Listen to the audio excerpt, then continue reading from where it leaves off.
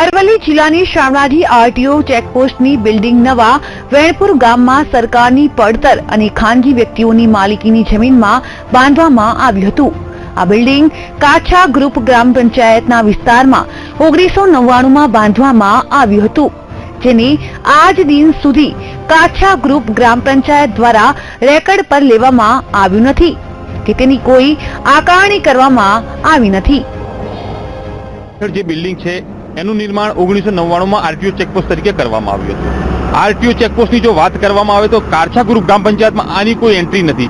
આનું એને કોણે કર્યું, આનો ફંડ ક્યાંથી આવ્યો, આનું બાંધકામ કોણે કર્યું, કેમ સરકારના ચોપડે આજ સુધી આ બિલ્ડિંગ નથી, તેવા કેટલાય સવાલો અહીંયા ઉભા થાય છે। જોકે આરટીઓના બિલ્ડિંગને 16 વર્ષ કરતા પણ વધુ સમય થવા આવ્યો હોવા છતાં આરટીઓ વિભાગ દ્વારા તેનો કોઈ પણ પ્રકારનો વેરો કાછા ગ્રુપ ગ્રામ પંચાયતમાં ભરવામાં આવ્યો પણ નથી। ની જગ્યા વર્ષ 1999 ની આસપાસ બનાવેલ છે।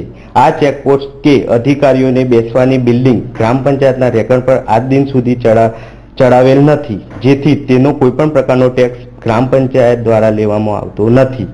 આગામી દિવસોમાં ટેક્સ લેવા માટેની તેમજ અગાઉ ટેક્સ કેમ નથી ભરાયો તે અંગેની કાર્યવાહી કરવામાં આવશે।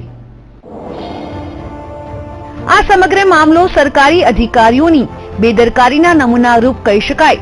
ત્યારે હવે કાછા ગ્રુપ ગ્રામ પંચાયત દ્વારા આરટીઓના બિલ્ડિંગો વિશે ખુલાસો માંગી વધારે કાર્યવાહી કરવામાં આવે તો મોટું કૌભાંડ બહાર આવે તેવી શક્યતા છે। હું જ્યાં ઉભો છું એ શામળાજી આરટીઓ ચેકપોસ્ટ છે। આ આરટીઓ ચેકપોસ્ટ કાછા ગ્રુપ ગ્રામ પંચાયતમાં આવે છે। કાછા ગ્રુપ ગ્રામ પંચાયતમાં તપાસ કરતા જાણવા મળેલ છે કે આરટીઓ તરફથી કોઈ પણ જાતનો કાછા ગ્રુપ ગ્રામ પંચાયતમાં ટેક્સ ભરવામાં નથી આવતો। ન તો કાછા ગ્રુપ ગ્રામ પંચાયતના આકારણી કરવામાં આવી છે, ન તો એના ચોપડે આ સરકાર આ બિલ્ડિંગો બોલે છે। એટલે ચોક્કસપણે કહી શકાય કે જે આરટીઓની જે બિલ્ડિંગ છે એ કાયદેસર નથી, જેના માટે આવનાર દિવસોમાં કાછા ગ્રુપ ગ્રામ પંચાયત દ્વારા કાર્યવાહી કરવામાં આવનાર છે। કેમેરામેન હિતેશ સુતરિયા સાથે તસ્લીમ સુતાર, વીટીવી અરવલ્લી।